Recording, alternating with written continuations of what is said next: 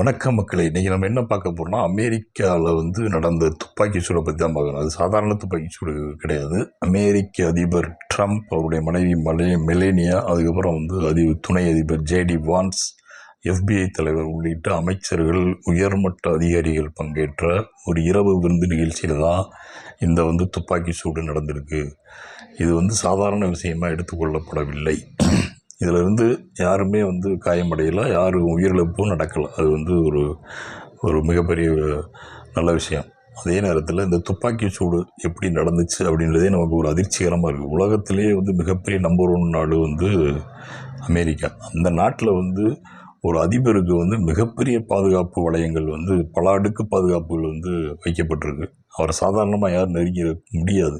அப்படிப்பட்ட ஒரு சூழலில் இன்றைக்கி பார்த்திங்கன்னா, ஒரு நம்பர் 1 நாடாக இருக்கக்கூடிய அமெரிக்க அதிபர் பங்கேற்ற ஒரு நிகழ்ச்சியில் சாதாரணமாக ஒருத்தர் துப்பாக்கியில் சுடுறதுன்றது எப்படி அதை எடுத்துக்கிறது அப்படின்றதே உலகமே அதிர்ச்சி உள்ளான ஒரு நிகழ்வாக தான் பார்க்கப்படுது.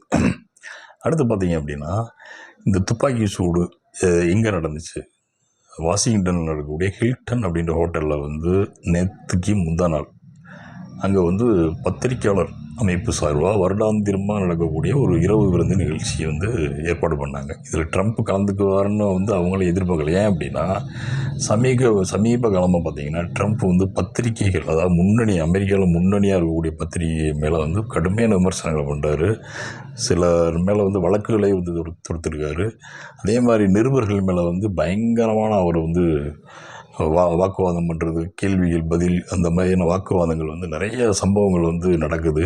அதனால் பத்திரிகையாளர்களுக்கும் அவர் அதிபருக்குமான உறவு சீராக இல்லை. அதனால் அவர் கலந்துக்க மாட்டாங்க எதிர்பார்த்த அந்த நேரத்தில் ட்ரம்ப் அவருடைய மனைவியோடு வர்றாரு. அதே மாதிரி துணை அதிபர் ஜேடி வான்ஸும் வராங்க. அதே மாதிரி முன்னணியான உயர் அதிகாரிகள் அவங்கெல்லாம் கலந்துக்கிட்டாங்க.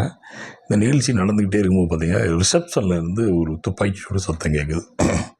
உடனே அங்கே அதிபருக்கான அந்த ரகசிய பாதுகாப்பு படை இருக்குல்ல, உடனே அவங்கள சுற்றி வளைச்சு அதிபர் ட்ரம்ப்பு, அப்புறம் அவங்க மனைவி மெலானியா, அதேமாதிரி துணை அதிபர் ஜேடி வான்ஸ், இவங்க எல்லாத்தையும் உடனே அங்கேருந்து அப்புறப்படுத்திட்டாங்க. இது யாருக்கு எந்த வித பிரச்சனையும் இல்லாமல் உடனே அதிபர் ட்ரம்ப்பு மெலானியா வெள்ளை மாளிகைக்கு பக்காவான பாதுகாப்போடு அனுப்பி வச்சுட்டாங்க. அப்போ பார்த்திங்கன்னா, ட்ரம்ப்பு பதட்டத்தில் அப்படி கீழே விழுந்துட்டார். அந்த சேர்லேருந்து அப்படி கீழே விழுகிறார். அந்த காட்சியில் நம்ம எல்லா பேருமே பார்த்துருப்போம். அதுவே நமக்கு ரொம்ப அதிர்ச்சிக்குள்ளாக தான் ஆயிருக்கு. அப்போ அங்கே இந்தளவுக்கு துப்பாக்கி சூடு சத்தம் கேட்டிருக்கும். ஓகே, அந்த ரிசப்ஷனில் துப்பாக்கியில் சுட்ட நபர் பார்த்திங்கன்னா உள்ளே வர்றதுக்கு முயற்சி பண்ணுறாரு. அப்போ அவர் அங்கே இருக்கக்கூடிய ஒரு பாதுகாப்பு படை சேர்ந்தவர் மேலே சுடும்போது அந்த குண்டு அவர் அப்போ கவச உடை போட்டிருக்கிறதுனால அவர் தப்பிச்சிட்டார். உடனே அந்த பாதுகாப்பு படை வீரர்கள் உடனே அந்த திரண்டு அவரை கோழி அவங்க மாதிரி அமுக்கி அவரை இது பண்ணிட்டாங்க, கைது பண்ணிட்டாங்க. ஆனால் அந்த துப்பாக்கி சூடு நடத்துகிற நபர் யார் அப்படின்னா, கலிஃபோர்னியா மாகாணத்தில் லாஸ் ஏஞ்சல்ஸ் நகரத்தில் சேர்ந்தவர். அவர் சிறந்த படிப்பாளி, சிறந்த அறிவாளி, ஆசிரியராக இருந்திருக்கார். சிறந்த ஆசிரியர் என்ற அவார்டு வாங்கியிருக்காரு. அதே மாதிரி மாற்றுத்திறனாளிகள் இருக்காங்கள, அந்த சக்கர நாற்காலி பயன்படுத்துகிறாங்கள, அந்த சக்கர நாற்காலியே ஒரு ஸ்பீட் பிரேக் மாதிரி ஒரு இதை கருவியை கண்டுபிடிச்சி அதில் அது இருக்குது, அப்படியே பெண்டிங்கில் இருக்குது. அது இன்னும் அதில் ஒரு அடுத்த கட்ட முயற்சியில் ஈடுபட்டு, இப்படிப்பட்ட ஒரு நபர் ஏன் துப்பாக்கி சூடு நடத்தினார் அப்படின்றது இன்றைக்கி அமெரிக்கா மட்டுமில்லை, உலக நாடுகளே கொடுக்கக்கூடிய ஒரு கேள்வியாக இருக்குது. இது அமெரிக்க அதிபர் மேலே நடத்தக்கூடிய முதல் துப்பாக்கி சூடாக கிடையாது. இதுக்கு முன்னாடி 2 முறை இது நடந்திருக்கு.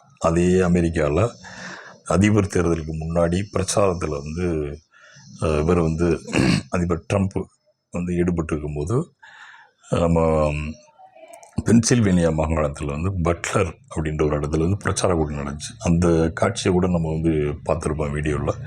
அப்போ பிரச்சாரம் அவங்க ஓப்பனில் பிரச்சாரம் நடக்கும்போது பக்கத்தில் இருக்க ஒரு பில்டிங்கில் இருந்து ஒரு 20 வயசு பையன் குறி வச்சு சொல்லும்போது ட்ரம்ப்போட வலது காதில் அது அந்த குண்டு பட்டு அதில் அவர் தப்பிச்சிட்டாரு. மயிரிழையில் தப்புனாங்கன்னு சொல்லுவாங்கள்ல, அப்படி தப்பிச்சிட்டாரு. ஆனால் அந்த குண்டு பட்டு ஒருத்தர் இறந்துட்டார். 2 பேர் அந்த நிகழ்வில் காயமடைஞ்சாங்க. இது எப்போ நடந்துச்சுன்னா 2024 ஜூலை மாதம் நடந்தது பிரச்சாரத்தில். அதே வருஷம் 2 மாதம் கழித்து செப்டம்பரில் பார்த்திங்கன்னா இதே மாதிரி ஒரு ஃப்ளோரிடாவில் இதே மாதிரி கோல்ஃப் மைதானத்தில் அப்போ வந்து ட்ரம்ப் வந்து கோல்ஃப் விளையாடிட்டுருக்காரு. அப்போ வந்து மறைஞ்சிருந்த ஒருத்தர் வந்து துப்பாக்கியால் சுட முயற்சி பண்ணும்போது அதுலேயும் தப்பிச்சிடறாரு. உடனே இந்த 2 நிகழ்வுகளையும் சம்மந்தப்பட்ட ஆட்கள் அங்கேயே சுட்டுக் கொல்லப்பட்டாங்க. ஆனால் நேற்று முந்தான நாள் நடந்த அந்த துப்பாக்கி சூடு சம்பவத்தில் பிடிப்பட்ட நபர் வந்து அவரை யாரும் வந்து கொல்லப்படலை. அவரை கைது பண்ணி விசாரணை நடத்திட்டு இருக்காங்க. மிகப்பெரிய விசாரணை வந்து நடந்துகிட்ருக்கு. யார் வந்து இதில் சம்மந்தப்பட்டிருக்கா அப்படின்ற விஷயத்தை வந்து FBI உள்ளிட்ட அமெரிக்க உளவு பிரிவு எல்லாமே வந்து பயங்கரமான அந்த நபர்கிட்ட வந்து விஷயங்களை வந்து யார் சம்மந்தப்பட்டிருக்கா அப்படின்ற விஷயங்களை வந்து கேட்டுக்கிட்டுருக்காங்க. இப்போ பார்த்தீங்க அப்படின்னா ஈரானில் வந்து போர் நடந்துகிட்ருக்கு, எல்லாருக்குமே தெரியும். அதே மாதிரி ஈரானும் அமெரிக்காவும் சேர்ந்து இஸ்ரேல் அடிக்குது. ஈரான் என்ன பண்ணுறாங்க, சுற்றி இருக்க நாடு பூரா வந்து அடிக்கிறாங்க. அமெரிக்காவுக்கு இடம் கொடுத்த, அதாவது அவங்களுக்கு இராணுவ இடம் கொடுத்ததுனால வந்து அவங்க வந்து அடிக்கிறாங்க. ஏற்கனவே வந்து நம்ம பாலஸ்தீனா காசா போகிற பார்த்தோம். இதனால் இருக்குமோ, இதுக்கு வந்து ஈரான் உள்ளிட்ட வந்து அதனால் பாதிக்கப்பட்ட நாடுகள் வந்து இதில் வந்து சம்மந்தப்பட்டிருக்குமோ அப்படின்ற ஒரு அடிப்படையிலையும் இந்த விசாரணையை வந்து துரிதப்படுத்தியிருக்கு FBI போலீஸ். ஆனால் இப்போ அதில் வந்து ஒரு முக்கியமான விஷயம் என்ன அப்படின்னு பார்த்தீங்கன்னா, அந்த துப்பாக்கி சூடு நடந்தோன்னையுமே வெள்ளை மாளிகைக்கு வந்து ட்ரம்ப்பையும் அவருடைய மனைவி மெலானியாவும் உடனே பாதுகாப்பு படையை அனுப்பிச்சி விட்டுச்சு.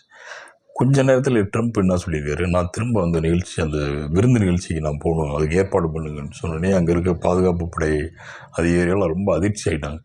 என்னங்க இப்போ தான் ஒரு மிகப்பெரிய ஒரு பதட்டமான ஒரு பரபரப்பான சம்பவம் நடந்திருக்கு, உடனே எப்படி நீங்கள் வந்து அந்த இடத்துக்கு போக முடியும், உங்களுக்கு வந்து உயிர் பாதுகாப்பு இல்லை, அதனால் தயவு செஞ்சு நாங்கள் சொல்கிறத கேளுங்க அப்படின்னு ட்ரம்ப்பை வந்து சாந்தப்படுத்தியிருக்காங்க. ட்ரம்ப்பு கேட்டனையுமே என்ன நடந்திருக்குன்னா, அந்த ஹோட்டலில் வந்து திரும்ப வந்து இரவு விருந்துக்கான நிகழ்ச்சிகளுக்கான ஏற்பாடுகளும் பண்ண ஆரம்பிச்சிட்டாங்க. தலைக்கு எவ்வளோ தில்லு பார்த்தீங்களா?